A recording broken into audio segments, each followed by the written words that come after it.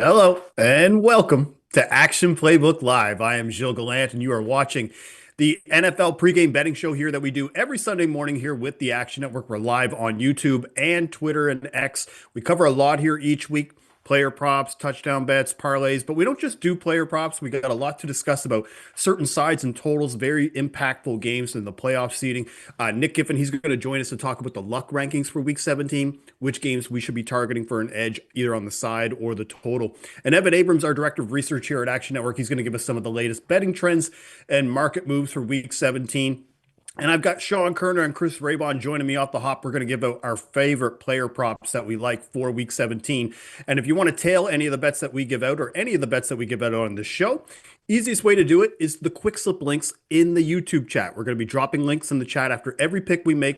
This way you could tail the bet as quickly as possible, get the best lines, the best odds, because trust me, they're going to move, especially once like Kerner and Raybon give out some of these bets. And then also, if you're watching on X and Twitter, Playbook rather, is going to be tweeting our picks from the show so you can get the slips from there. And now, before we give out our picks, let's talk about Action Pro very quickly. If you want access to all of Action Pro projections, make sure to sign up for an annual subscription. Access includes exclusive player prop picks from Sean Kerner, Chris Raybon, all members of the Action Analytics team, anytime touchdown projections, which are crushing. Sign up, visit actionnetwork.com/pro today. Use code POD20 at sign up one more time. That is POD20 at sign up for $20 off. All right, let's start with some player props. Kerner, what did Santa bring to you this week? Hopefully it's a nice under prop that you're looking at this week. Yeah, I'm going to go with T. Higgins under 4.5 receptions. Looks like it's down to -130 now. Still like it there. But, despite being, one of the top number two wide receivers in the league, he tends to see most of his targets downfield. His A dot is right around 13 and a half yards, which ranks, 12th highest out of 74 qualified wide receivers. So, every time he sees his targets, lower percentage target, that could turn into a ton of yards. So to be clear, I'm fading his receptions, not his receiving yards here. And he's only seen a target on right around 18% of his routes this season. So, with the Bengals being 7-point favorites today, they're projected to play with a lead around a 20% higher rate. So they could be a little bit more run heavy here, maybe a little less aggressive, throwing downfield to T specifically. Plus, the wind should be right around 15 miles an hour today with gusts up to 35 miles potentially with the potential for rain. So a lot of factors sort of going against Higgins specifically here. He might still end up with, 4 catches for 130 yards, but we win this bet. So Yeah. this is one of those bets where I'm specifically fading his receptions for a reason, not his yards. But I'm projecting him closer to 3.9, 4 catches with about a 62% chance to stay under 4.5 here. One of the things too with this game, Kerner, I find is we like to rely on coach speak. This one is very much a player speak because Jamar Chase has done everything he can this week to tell everybody that he can't wait to score a touchdown. I'm sure he's going to get spanned with like 10 plus targets this week. So yeah, I think this is the Jamar Chase week more so than the T Higgins week, even though T Higgins right now I think is like even odds to score a touchdown. So yeah, T Higgins under 4.5 receptions. That is Kerner's first prop. Raybon, where are we looking? Right now, I'm looking at the prop that you have. I think it's from the same game. Yeah, I'm going with Trey McBride, anytime touchdown, plus 120. Yes. We're talking about T. Higgins and Chase and all these guys, and everyone's forgetting about Trey McBride, who scored in 7 out of the 10 Jacoby Brissett starts, and now he faces the defense that has given up the most touchdowns in the league to tight end. So McBride, every single week with Brissett, he's had an expected touchdown, usually around 1, which is rare for a player to do it that consistently. And that's why he scored so much. So he hasn't gone back-to-back games with Brissett as the starter without scoring a touchdown, and he did not score last week. So looking for Trey McBride to get back in the end zone. And as Kerner mentioned, it could be some weather affecting the deep passing game. So that would just help McBride relative to, a guy like Michael Wilson or Marvin Harrison, who are both back and may have been cutting into his workload a little bit last week. So like McBride to score. Yeah, like an elite tight end against a team that is allergic defending tight ends. This to me is such a good matchup. I have him as my first leg on my 180 challenge touchdown parlay this week too. So I love Trey McBride for a touchdown in this matchup. I'm going to look at that Jaguars Colts game. I'm going to take Phillip Rivers to throw an interception. Right now, I'm seeing like I bet this earlier in the week, guys. It came out on FanDuel around plus 140. As soon as I bet it, it basically tanked down to minus 140. I'm seeing it still right now at minus 105 at a couple spots. And to me, this is just a wild line because he's got an interception in both games. He's coming off a game against the Niners where that defense just has not been able to defend the pass very well over, especially as the season has gone on and injuries have piled up. But now you're facing the Jaguars. The Jaguars first in the NFL in total passes defended, second in total interceptions. They forced an opposing quarterback to throw an interception in 12 of 15 games. I think the only thing that worries me is if Rivers maybe takes a big hit or something or has to leave the game. But I think Kerner, you could probably attest to this. I doubt he's going to be leaving the game with like a calf injury or a hammy injury because he doesn't scramble, so he's not going to probably move at all outside of throwing from the pockets. So right now, Phillip Rivers to throw an interception, I'm seeing that at minus 105. That is my favorite interception prop of the week. And normally I like to do touchdown bets in this spot, but I'm going to be saving those for the end of the show. Nick Giffen is going to join me to give out some anytime touchdown picks. We'll have more as we go. Of course, Grant Neefer, he's going to join us in a little bit as well to give his favorite touchdown lotto parlay for week 17. So, Raybon Kerner, why don't you guys take a quick break? We'll get you back here to talk about Sunday Night Football. Let's now talk with Derek Carty and see what player props he likes for week 17. We now welcome back to Action Playbook Live. Derek Carty, creator of the Blitz projections for the NFL. You could follow him in the Action app at Derek Carty. And remember, he's got two props today. And when he gives them out, we're going to be dropping the quick slip links in the chat because these prop lines, they may move once he gives them out. So where are we headed first, Derek? First one I'm looking at is Khalil Shakir under 4.5 receptions, minus 125 at BetMGM is the best odds on the board right now, but pretty widely available. The Blitz is projecting 3.6 here for Shakir, so almost a full reception under the line. There's a few reasons for this. One, this looks like a really ugly weather game. There is heavy rain in the forecast, which tends to lead teams to run the ball more and to be less efficient when they do pass the ball. The other thing with Shakir is that his role has kind of changed a little bit over the last few weeks. When they kind of shook up their wide receiver room in week 11, Keon Coleman got benched. They signed Gabe Davis and Brandon Cooks, and Shaver started getting some work. Yep. If you split things up between pre-week 11 and post-week 11, you look that Shakir's role has fallen down. He used to get 22% of the targets and ran 77% of the routes. He's dropped to 18% and 68% since week 11. Last week, his routes were down to 60%. So just not getting the same work that he was earlier in the year. He's also a guy that is much more efficient against zone defenses while Philly runs a ton of man defense. And this game projects to be really slow paced. So just a lot of things working in the favor of the under here for Shakir. And also just over the middle, like Dalton Kincaid and Dawson Knox are commanding a pretty big target share since that week 11 split too. So again, just a lot of outs for this. It just seems like a really high number given the passing frequency is likely to be lower in this game. So Khalil Shakir under 4.5 receptions. That is the first prop from Carty. Where are we headed with the next one? Next one I'm looking at is Juwan Johnson under 4.5 receptions, plus 105 at Bet365 is the best odds on the board, but again, widely available. The Blitz is projecting 3.8 here, so roughly 3/4 of a reception under the line. This one just seems really high to me. They're on the road. They're away from, the friendly confines of their dome. It's very windy out there today, 17-mile-per-hour wind projected.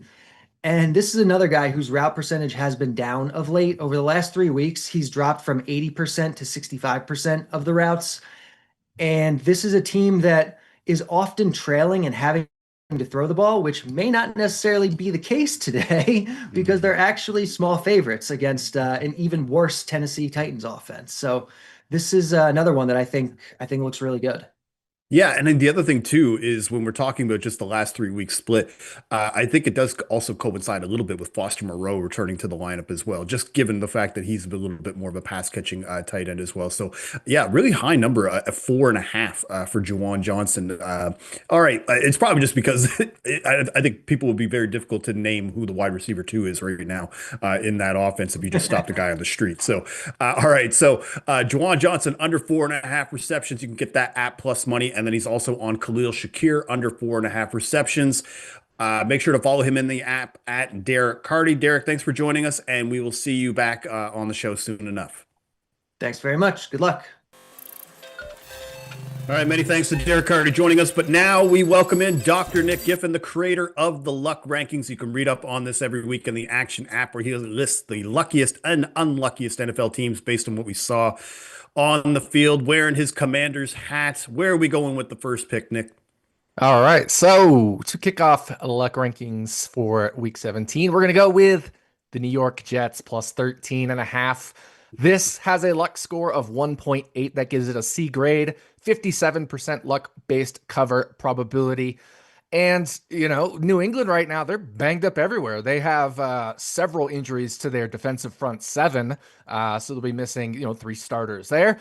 Also, they're down to just 4 wide receivers, with no Kayshon Boutte. He's out. So really tough sledding for New England just in terms of the injuries this week. And then let's turn to the Jets side of the ball. Brady Cook, he's basically been the Cleveland Browns offense. And while that's not very good, at least it's still what an average NFL offense has done this year. So he's been terrible, right? 6 interceptions, 1 touchdown, taking sacks like crazy, but he has been good at times. His passing success rate is comparable to the Cleveland Browns passing success rate over the whole season. And the schedule adjusted expected scores, or I should say the expected scores they put up in the 3 games that he has played has been right in line with the Cleveland Browns season-long expected scores, right? So this is basically the Cleveland Browns offense going up against a banged-up New England team. So I get this closer to like 11.5 if I use Brady Cook's schedule-adjusted expected scores. If I just throw in Cleveland's offense instead, I get 11.5. So 13.5 is a nice gift. Maybe buy a half point to the 14 if you can get it cheap, but I'm fine with 13.5. Yeah, I was going to ask you about that because if it moves to 14, obviously I think we would prefer it there, but you're still saying that at 13.5, we're good on that front if that's the way we got to go. So Jets plus 13.5, that is the first luck rankings pick, and that is a side this week. We are moving now to a luck rankings total. Where are we going for that one? Yeah, I'll preface this by saying I still think Trey McBride's going to score a touchdown, but I am going to take Arizona's team total under 22.5 points. This is actually part of a luck under. The Arizona-Cincinnati Bengals game is a weak luck under, but I'm a little spooked by the Cincy side of the ball because Joe Burrow, of course, is back, and Arizona is really banged up on defense. So I'm just going to take Arizona's team total under. They have the 4th lowest luck team total of the week at minus 2.83. So basically, per game, the Cincinnati defense and the Arizona offense has combined to have 2.83 more points per game than expectation. So we expect things to regress to the mean. Arizona missing a couple offensive linemen as well, just like the Patriots are missing a couple offensive linemen. And really the big story here is Cincinnati Bengals defensive improvement. Since the bye, yes, I know the Cincinnati Bengals have still allowed a lot of points, but let me read you some touchdowns they've allowed. Kyle Duggar, 73-yard interception return. James Pierre, 34-yard fumble return. Marcus Jones, 33-yard interception return. Christian Benford, 63-yard interception return. And Aloy Gilman, 11-yard lateral on another Joe Burrow interception, right? If we just eliminate those 5 defensive special teams touchdowns, that essentially the Cincinnati offense has allowed, this is actually a whole lot better situation because the expected score that they've allowed per game, this Bengals defense, has been right in line with league average. So they went from the worst defense of all time to now, over a 6-game sample size, a defense that's playing league average. Plus, this is a road game for Arizona. There's going to be some weather gusts into the 20s, as Sean talked about. So all that adds up to, I'm getting 20.5 here as the team total for Arizona. Well, I mean, 22.5, I think we're still in line that we like Trey McBride to score, just given how the Bengals defense has played, even with that improvement, just still giving up a lot over the middle. So Arizona team total under 22.5. Let's now move to the third one. And this one, I mean, I can get behind these kinds of player props anytime. Where are we going with the third one? Yeah, exactly. We are going to one of the Gilles specials, an interception prop, and I'm going to take Cam Ward to throw an interception at plus 110. And I threw this in the luck rankings because I didn't really have a third luck rankings side or total type pick. But this is a double interception luck spot, right? When we talk about luck rankings, we talk about a really lucky team versus a really unlucky team. Well, we're talking about a really lucky quarterback versus a very unlucky defense in terms of interceptions. Cam Ward in his last 7 games has just 1 interception, but he has 8 turnover-worthy throws per fantasy points data and 10 turnover-worthy plays per Pro Football Focus. They grade them a little bit differently. But either way you slice and dice it, that equates to around 5.5 expected interceptions in those 7 games, and he's had just 1. Absolutely incredibly lucky. Meanwhile, the Saints, they have been very unlucky with interceptions, as I mentioned. They are actually the defense that has forced the second highest percentage of turnover-worthy throws per fantasy points data, but they have just 9 interceptions compared to about 12 expected. Also, if you look at their passes defended, they have 64 passes defended. That also equates to around 12 expected interceptions. So we're getting a double luck spot that I think is making us get plus odds on a Cam Ward interception here, when really we should be getting minus odds. I have him favored to throw an interception. And the fact that you're looking at like the under in this game, and that like a very like a shoot type of under where you might only see 20, 25 points, right? So an interception seems to correlate with that kind of mindset, right? So Cam Ward interception, and then of course Arizona team total under 22.5, and the Jets plus 13.5. Those are the luck rankings picks with Dr. Nick Giffen this week. Make sure to follow him on the Action app, Nick_Giffen. Tune in to Bet What Happens Live in the Action Network Discord. You can also catch him on Action Island when we do that as well. So Nick, once you hang tight, you come back with me. We'll do touchdowns at the end of the show. Sounds good. All right, we now welcome in our Director of Research, Evan Abrams. He's my go-to guy when it comes to the latest betting trends and data. You can also check out his weekly betting primer. It gets published every week on the Action Network app and on the website, and he has it pinned on his profile as well. So, Evan, a lot of moving parts for Week 17, just given the playoff pictures, teams sitting players, all the inactives and stuff. What's the biggest thing that's standing out right now in the market right now for sides and totals?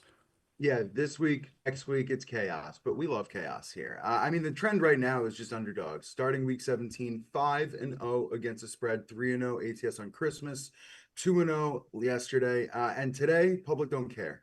Biggest public sides, Pittsburgh, Jacksonville, New England. They just want the road chalk, all faves, all on the road in seeding situations where winning could benefit them. So they are just going with the teams that need to win. And the other storyline is really the Pittsburgh-Cleveland game. Not only they the public side, but if you look at the total, now sitting at 35.5, it was low as 33.5. And Aaron Rodgers, 276 career starts. This would be the lowest over-under in any game he has started.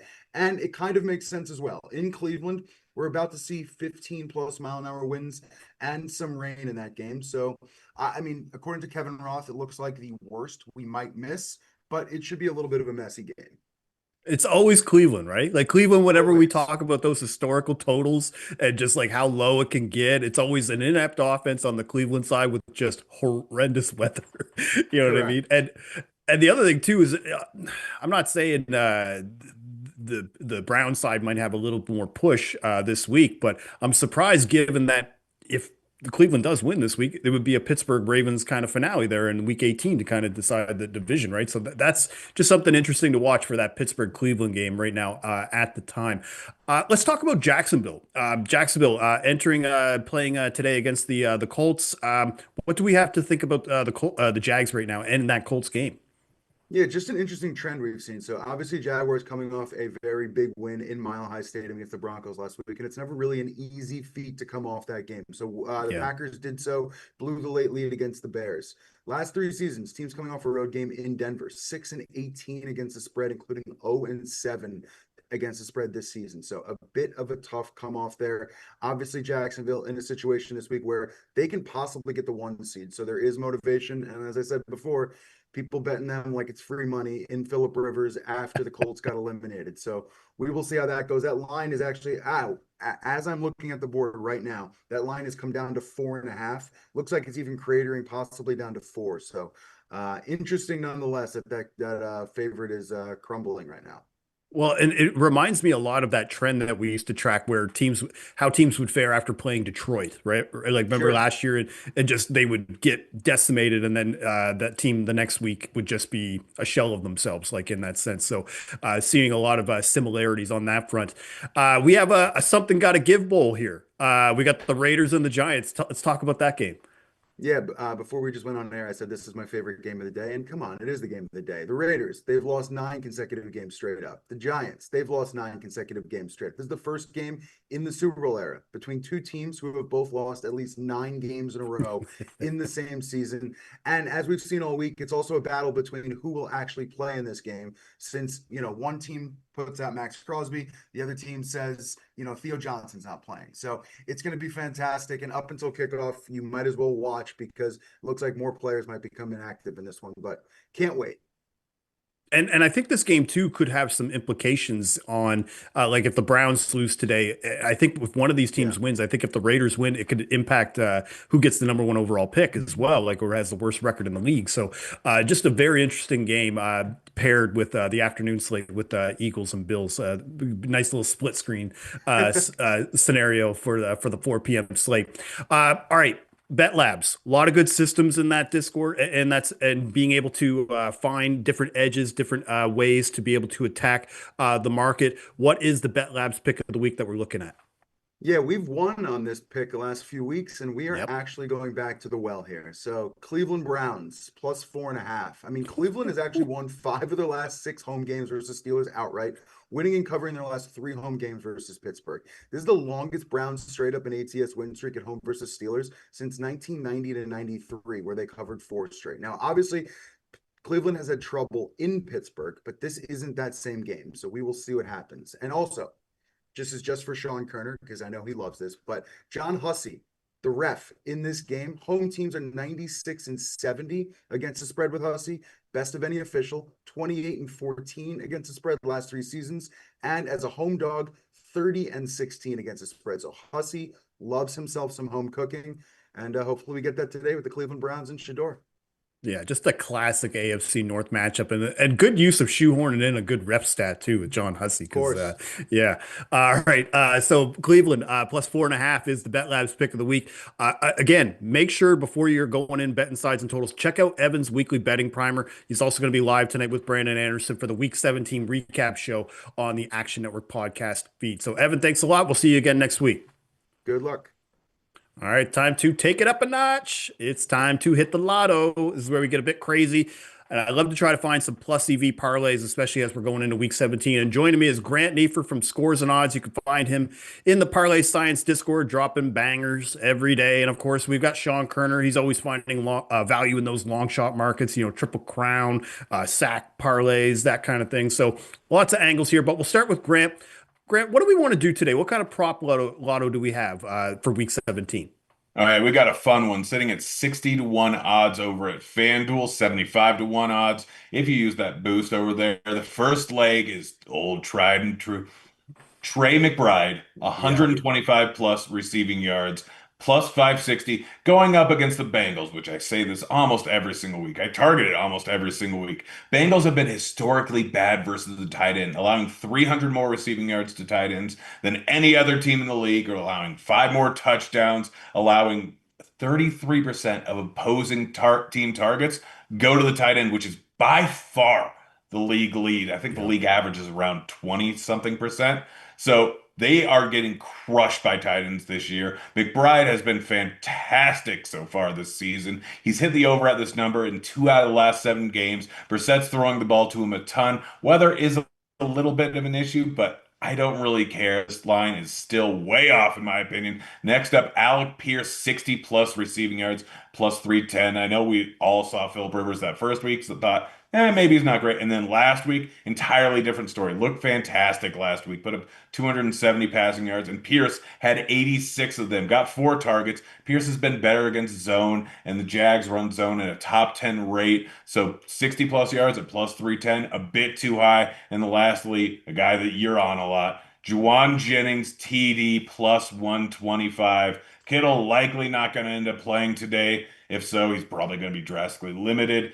Jennings scored in each of the last 4 games, 7 touchdowns in the last 7 games. He's been on an absolute tear recently, getting him at plus 125 on it, what should be a fun Sunday night football game, is too high here. Parlay all of them together, again, 60 to 1 odds or 75 to 1 odds over at FanDuel if you use that boost. It's a banger. Yeah, I mean, there's no way I'll ever disagree with you about Jennings' touchdown. Pierce could get that on 1 catch, and Trey McBride is probably going to get 12 plus targets today. So 125 plus receiving yards might seem daunting, but for a guy who's an elite tight end against arguably it's not even arguable. It's the worst matchup in the NFL. They cannot defend tight ends this year, or at least they just haven't done well at all on that front. So parlay odds, like you said, is around 50, just under 60 to 1. But if you boost it up, you can get that at 74 to 1. That is the lotto parlay from Grant this week. So good job by you. Kerner, you are up, and I believe we're doing a triple crown parlay. You're looking at Bucks Dolphins. How are we approaching that one? Yeah, going with the Triple Crown this week. Last time I hit that 9 to 1 alt version and nearly hit the 87 to 1 at the very end there. Keith Mitchell almost ripped a 60-yard run to barely pass up Henry there. So hopefully catch magic here. But I'm going to this Buccaneers Dolphins game for my Triple Crown. And to start it off, I'm going to take Baker Mayfield to lead the game in passing yards.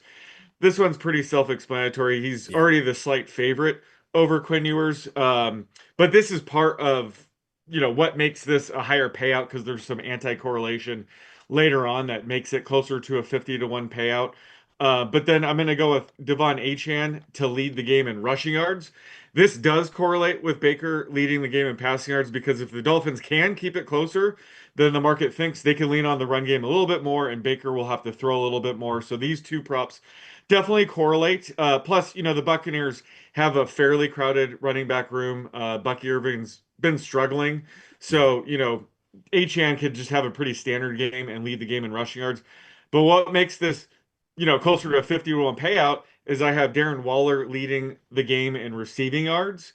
And that doesn't correlate with Baker leading the game in passing yards. But I kind of like that, because Tampa Bay's wide receiver room is finally fully healthy, so it's a lot more crowded. So it's going to be less likely for one of them to go for 90 plus yards. I mean, can Mike Evans go for 150 yards a day? Sure. But it's just a little bit less likely with everybody healthy. I know they're trying to get the rookie Ibuka a little bit more involved early on here. So the Dolphins, receiving offense is a little bit more top heavy. It's really funneled through, Devon Achane, Waddle and Waller. But Achane didn't see many targets from Ewer last week, and Waller saw a 28% target rate. Waller might only have a couple games left in his career if he does decide to retire again.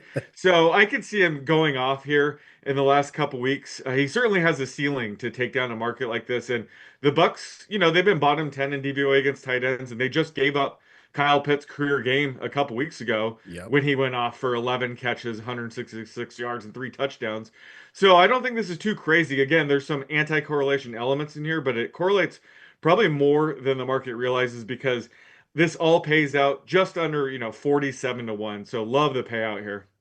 I think the real thing is just Baker Mayfield and Devon Achane. I think those ones we don't really have to debate those ones. It's the Waller Waddle dynamic here, because I think Ewers did target him 9 times last week, Jalen Waddle. So there was just a little bit more upside on that front. But Darren Waller is still playing at a pretty elite level, even if the quarterback play hasn't been there very much this year. So anything around like 50 to 1 for that sounds like a really fun Triple Crown parlay for Bucks Dolphins to be able to sprinkle on. And if you want to tail either of these parlays, the touchdown lotto parlay from Grant or the Triple Crown parlay, we just dropped the quick slip links in the YouTube chat. You can click that link. It'll take you directly to the sportsbook. It'll just build it up for you, so you don't have to go through all the different menus and try to find the different legs of that. So that'll make it a lot easier for you if you want to tail those parlays. So Grant, Sean, keep crushing it. We'll see you both back again soon.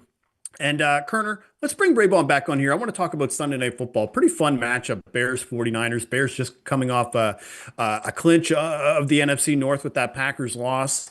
But the Niners, home favorites around 3.5, total around 52.5. Now, Kerner, normally when we gave out our touchdown props for this game on the touchdown show, you ended up going with Luther Burden. Are we going back to him for a touchdown prop?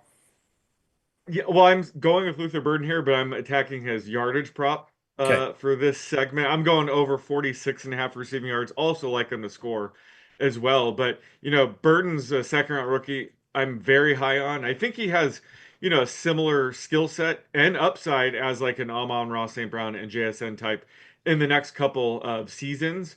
But this year he's been phenomenal, given his limited playing time. He's averaging just under 2.5 yards per route run, which ranks fourth overall among qualified wide receivers. The only wide receivers who have a higher yards per route run rate than Burden this year are Puka Nacua, JSN, and Drake London. That's it.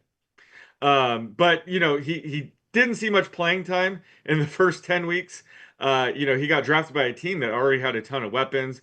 Ben Johnson was kind of hard on him. He wanted him to like really know the playbook before giving him more playing time. But the last several weeks, he finally passed up Zacchaeus on the depth chart, and Roma Dunze's out. So I think we're gonna see Burden with 60 to 70% routes run rate today, which is plenty for him to go off. Plus, the Niners play a ton of cover 3, cover 4, and he's averaging a ridiculous 3.8 yards per route run against those coverages. So this is a great spot for Burden to go off on prime time. So the window to buy in on this young, talented rookie, I fear, is closing pretty soon. And you could really tell with his involvement in the offense has just picked up since Rome Odunze got hurt, right? Like and just it just trending upward right now. And the Niners, I mean, we even saw last week just pass defense is just not there anymore to be able to stop Yeah. the pass. I mean, even Philip Rivers was throwing all over them, right? So Yeah. so Luther Burden over 46.5 receiving yards. That is the first prop for Sunday Night Football. Raybon, you are up and I believe you gave Juwan Jennings for an anytime touchdown for it on the touchdown show. Are you going to stick with Jennings or are we going to go with a different one? Now I'm going to actually go with longer odds. Let's go with the Bears money line in this one. I think the Bears are a live dog in this spot. We'll have a write-up on actionnetwork.com and in the app. But if you look at the Bears, what do they do well this year? They create turnovers and they limit turnovers on offense. That's what Ben Johnson's really done well with Caleb Williams. He only has 3 fumbles lost and 6 interceptions. His interception rate is third lowest. Well, the Niners, that's been their kryptonite. They've already played 4 of the top 6 teams in turnover margin. They've lost to all 4. Those are the only 4 losses that the Niners have this year are to teams in the top 6 in turnover margin. You have the Rams they lost the game to, the Bucks, the Jags, and then the Texans are number 2. Well, the Bears are number 1. So they're playing a team that's better than all those teams they already lost to in turnover margin. And I know turnovers, there is some luck, of course, behind it, but the Bears really have put an emphasis on it. And if you look at the underlying metrics, Brock Purdy, 3.4% turnover worthy play rate. That is higher than Caleb Williams, who's down at 2.7. So you would expect the Niners to be a higher turnover team. Their interception rate on defense, second lowest. So this is one of these rare spots where it's not enough to just kind of you could if you have like a good offense, that's not enough. We saw that with the Indianapolis Colts last week. You have to be able to kind of do something to affect the Niners on the other side of the ball on when they're on offense. And turnovers are the thing with Purdy. He could get himself into some trouble without Kittle. I think Bears alive here, so let's go Chicago plus 160. Yeah, the Niners and their defense, just as the season is going on, the attrition has just started to wear on them. You can tell, and they can't really stop anybody. But on offense, they're almost as elite as they've ever been. But the only thing now this week, Kittle hasn't practiced all week. He might not even play as well. So there's that one less option potentially for them on offense. But I'm going to do a touchdown prop for this one. Now I do like Juwan Jennings for an anytime touchdown, but I'm actually going to go to the Bears side right now. I'm showing right now in our action. Pro projections for touchdown props. This guy is the second highest edge for week 17, and that's Olamide Zacchaeus. He's around plus 400. So now only 2 touchdowns this year. I think this is a matchup that he should be able to do well. We just talked about how the 49ers pass defense has just progressed. 26 passing touchdowns allowed, with half of those coming from the slot. And the Niners, they play zone at the 5th highest rate in the NFL. And Zacchaeus is actually playing the most in the slot of any Bears wide receiver. So he also tends to see a higher target rate versus zone. So at 4-1, I love to throw that onto the parlay, make that parlay nice and juicy here. And when you parlay those three props, or three picks, Luther Burden over 46.5 receiving yards, Bears money line with Olamide Zacchaeus for a touchdown.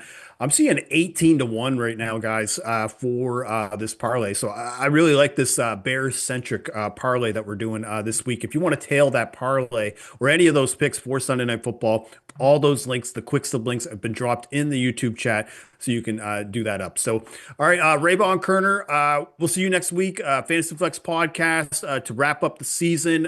Also, we're going to do Touchdown Show podcast for Week 18 next Thursday.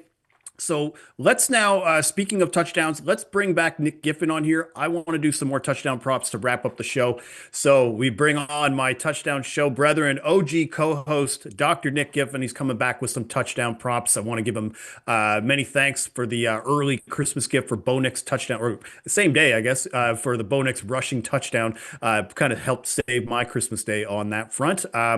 So we're going to start off, Nick, you know the deal, but some of the people watching might not know. We're going to start off with the lowest odds, work our way up, and then we're going to wrap up with a touchdown parlay, and then we'll get out of here. And to start us off, though, we haven't done last year when we did the touchdown show, or even just in years past. Like sometimes there'd be a guy that we just both are in love with, and we're both like, I want to do it. No, you want to do it. And it's like, you know what? Why don't we just both do it? And who is that guy that we are going to collab on this week for Week 17? By the way, this is the first collab touchdown prop that we've given out on the show, or it could be first of the year or last of the year, depending on your POV. So who are we going to collab on today, Nick? Yeah, we're going to go over to the Jacksonville Jaguars wide receiver Parker Washington, Yes. plus 275 for an anytime touchdown. Looking at, just this matchup here, the Indianapolis Colts allow the second most targets per game to slot wide receivers, and he is their slot receiver. So that makes sense there. But also another sneaky angle here, since Sauce Gardner joined the team and in the weeks he's actually played, the Indianapolis Colts have actually gone more man heavy, and they've gone to a lot of single high coverage, and Parker Washington has positive targets per route run and yards per route run splits against man coverage and against single high safety looks. The other thing too is he's clearly taken over that wide receiver 3 role over from Tim Patrick. Like Washington has like a 70% route participation since he came back from injury.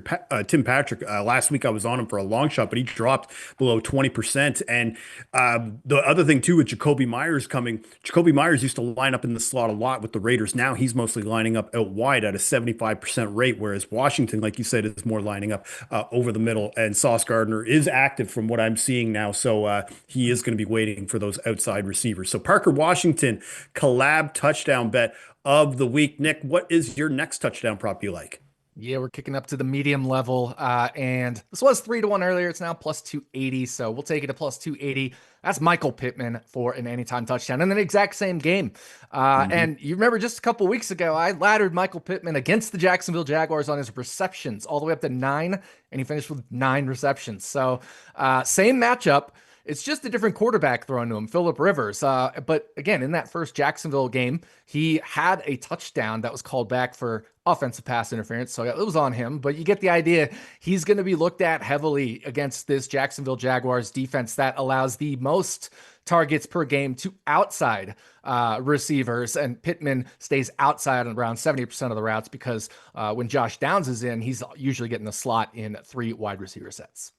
And that reception ladder, I think it's worth noting, that was with Riley Leonard. Like, this time we're at least getting Phillip Rivers, who, even at his age, is just a better thrower of the football. I'm not going to denigrate him on that front. So, yeah, Michael Pittman, plus 280. All right, I am going to the Panthers. And I'm going to take Jalen Coker. He's around plus 375, probably plus 350.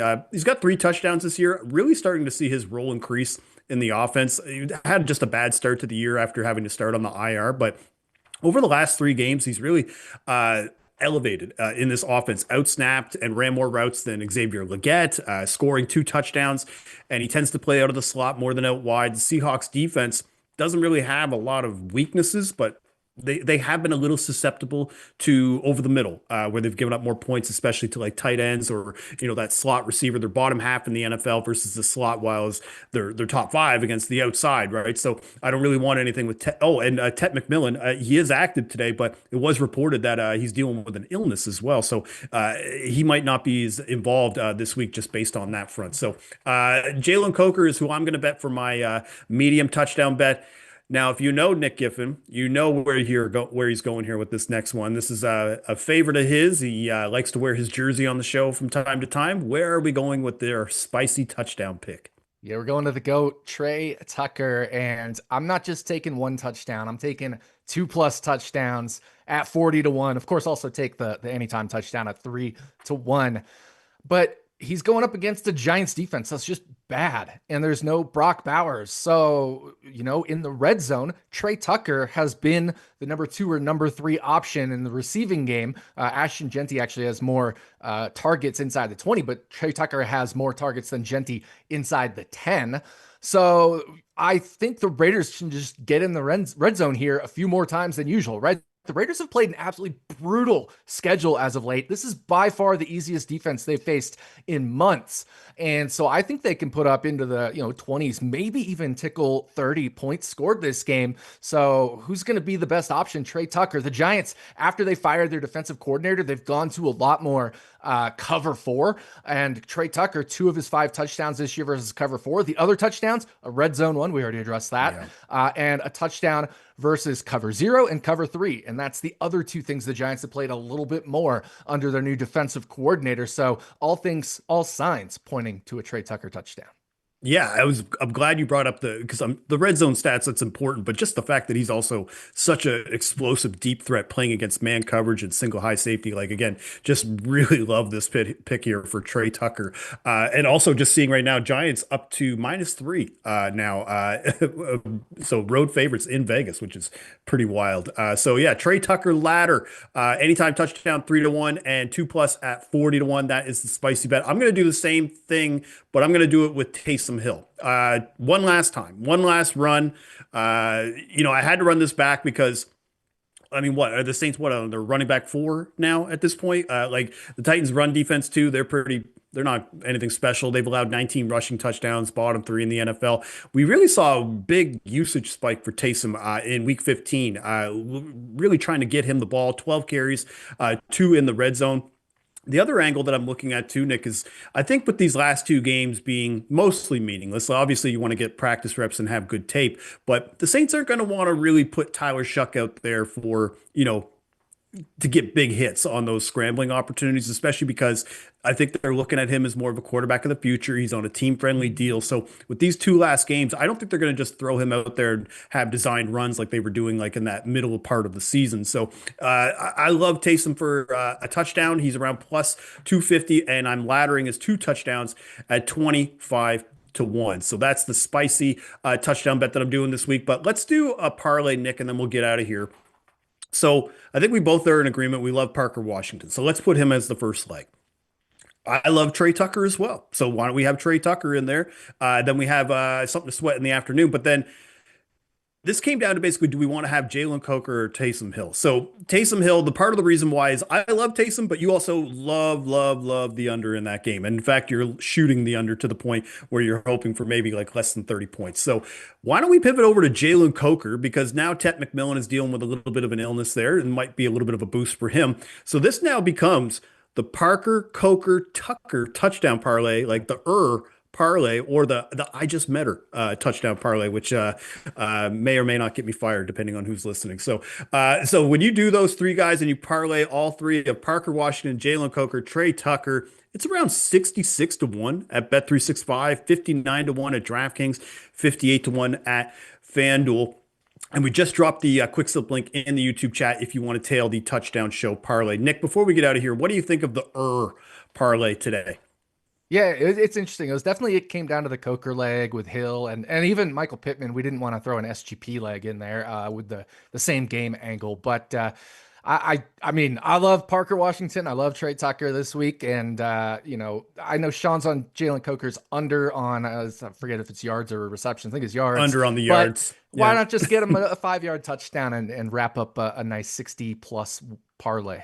Well, that's really what hung me up about wanting to put Coker on this, because once I see Kerner on an under on anything, whether it be receptions or yards, I get very nervous. I still like the touchdown prop, but again, it's because I like to bet it as just a anytime touchdown, not necessarily have it as a leg of the parlay. But at these odds, at 66 to 1, I love this parlay for week 17. So if you want to tail that parlay, again, the quick slip link is dropped in the YouTube chat. But Nick, that's all for us today, man. Action Playbook Live, locked and loaded again. We're going to be back here next Sunday to wrap up the regular season for Week 18. And if you miss the show, you want to get any of our picks, you could download the Action app, because all of our bets are tracked there. You get them as soon as we bet them with pick notification. So I want to thank you again for joining us all for Action Playbook Live for NFL Week 17. Continue having a great holiday, and bon chance.